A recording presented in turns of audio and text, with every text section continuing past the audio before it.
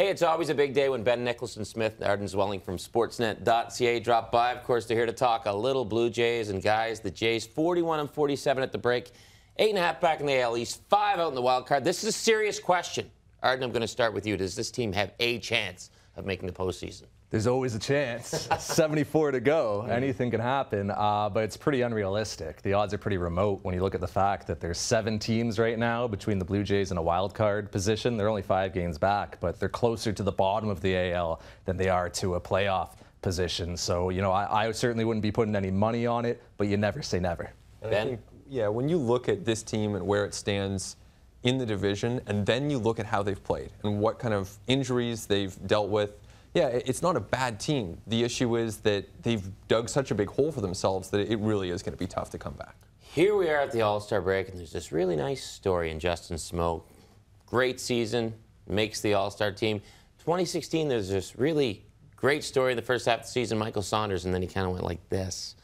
What does Smoak do to avoid going like this? Well, I think in Saunders' case, it was so extreme. I mean, this is someone who last year hit 178 in the second half, only 8 home runs. That's a huge drop-off. And I think that for Smoak, realistically, he can probably hold steady, maybe not a 950 OPS, maybe not 23 home runs the way he had this year, but I think that we can realistically expect Smoak to go out there and hit probably 10 home runs with some solid plate discipline, because that is a real change compared to what we saw from him last year. You can see the difference, right? He's laying off bad pitches, and that's the biggest thing, is he's no longer swinging at those curveballs in the dirt or those sliders that tail out of the zone. You know, he's keeping it in the zone, and by a factor of that, he's getting more good pitches to hit, and his contact rate is way up, and he's really damaging the ball when it's in the strike zone. So I think those things are repeatable. You know, that's something that he can continue into the second half. Obviously, he has to go out there and do it. He's had a lot of playing time, and that could be an issue at some point with how his body holds up over the course of the season, but I think he's going to have a good back half.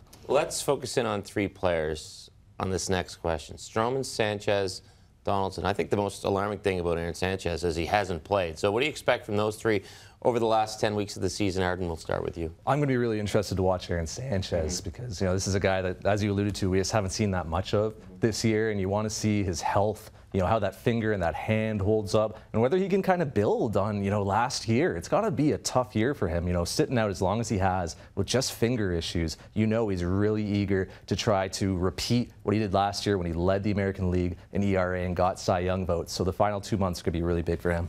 And I think along those lines, when you look at Josh Donaldson, he really hasn't put together the kind of season that we would have expected from him so far this year. And a lot of that to do with injury, of course, but the Blue Jays need Donaldson to have a strong finish too. When you look at how big of a piece he is for their 2018 chances, it's really hard to imagine the Blue Jays feeling great about their chances unless Donaldson finishes strong. So for a lot of reasons, you want to see him put together a half that resembles more what he did in 2016. And what about Marcus Stroman, who a lot of people thought maybe should have gotten an All-Star appearance? You know, people are kind of overlooking the season that Marcus Stroman has had. He's been really solid for this team every 5 days. You know, especially recently, his stuff has been electric. You can look at some of the GIFs on Twitter of his sliders and his 2-seamers, and that ball is just moving all over the place. So if he can keep that up, if he can get to 200 innings pitched again, you know, he's really building a really nice base to a pretty solid young career.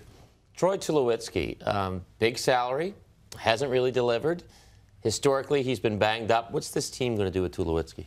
I don't know that you can do anything other than wait and see. And it's tough because you're looking at a guy who should be a franchise player by a lot of definitions. You look at the money that he makes, he's a huge piece on this team, and yet he's got a 700 OPS. He's really not hitting for power, and this is someone that we're used to seeing as one of the better offensive shortstops in baseball. That is no longer the case for Troy Tulowitzki. So I think they have to wait and see and then go from there in the offseason. He's really a league average shortstop with the bat right now, Ben, and that's the thing that's concerning when you factor that in with the $20 million he makes. But if you really want to get worried, you forecast ahead a couple years and you say, can he remain a shortstop? Will he defensively be able to play that position through 2018 and into 2019? Because the bat that he's bringing right now profiles a lot worse as, say, a first baseman than it does as a shortstop. Any prospects we're going to get a decent look at come September from this team? We've already seen a few, and I'm excited to see them again. When you think about Anthony Alford, such an exciting player, tons of athleticism. He's fast on the base paths. He's good in the outfield. He's got a strong arm, and the ball comes off his bat at a high rate of speed. So I'm interested to see him. I wonder if Dalton Pompey can work his way back to the major leagues. This is a guy who's basically been hurt all year. He's had a rough season, but it's his last season of being optionable by this team. So you got to think, Ben, that they'd want to figure out what they have in him. Exactly. I think that's a key for Pompey. And with both of these guys, they're in need of development time. I mean, you look at what's happened so far this year, they both missed a lot of time with injuries. So for a guy like Alford, who came up as one of those top prospects, this is the chance. This is his chance to go out there, get some reps on the field, and try to learn as a player and develop as a player. So that will be key for these guys down the stretch. Ben Nicholson-Smith, Arden Zwelling, thank you. Guys, the Blue Jays start their second half of the season Friday night against Detroit.